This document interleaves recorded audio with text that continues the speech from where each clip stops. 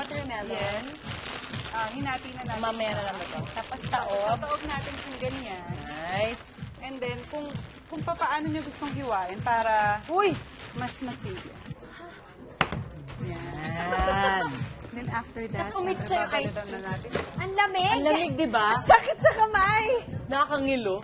Okay. Paikot lang siya. Babalatan. Nice, Mars. Pwedeng mas makapal kasi 'di ba makapal naman talaga yung ilalim ng Yes, may ng puti pa siya watermelon. eh.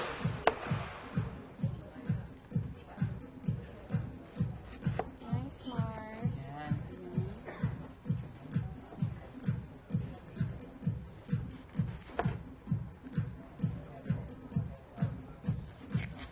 Yan, parang matamis siya, no?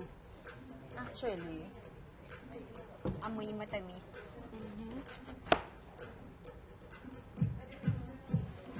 Yan. okay.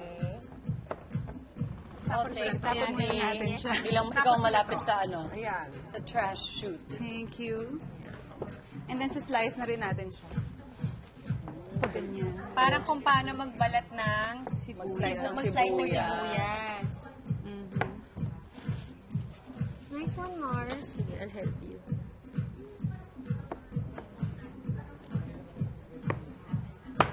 Nice, Mars. Okay na yan. Ayan. Pwede rin natin siyang iikot Mm. para doon naman sa kabilang side. Yan. Pahawak lang para hindi siya bumaba. Para mas maganda yung presentation natin. Correct. Huwag siyang mabubuwag. Kailangan pa-under tong presentation na to. Ayan. A different way of serving your watermelon. Itong pinakamaganda dyan. Yan. Ang gagawin, Mars. Itataob natin yung... Nasa natin kasi baka umitsa sa atin Oo. yung juices. Okay, like this.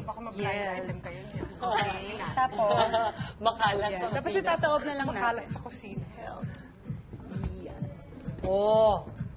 Ayan. Wow! So, ready na siya. Look at parang siya that! naka-strips ready to eat. Ang galing! That's pretty. Nice, Mars. Good job. So, yun yung mga easy ko. Easy way how to Thank you. Nice one, Mars. Nice, Mars. Galing ko na ba? Ikaw Pwede na ikaw na. na ang bagong Mrs. Smith.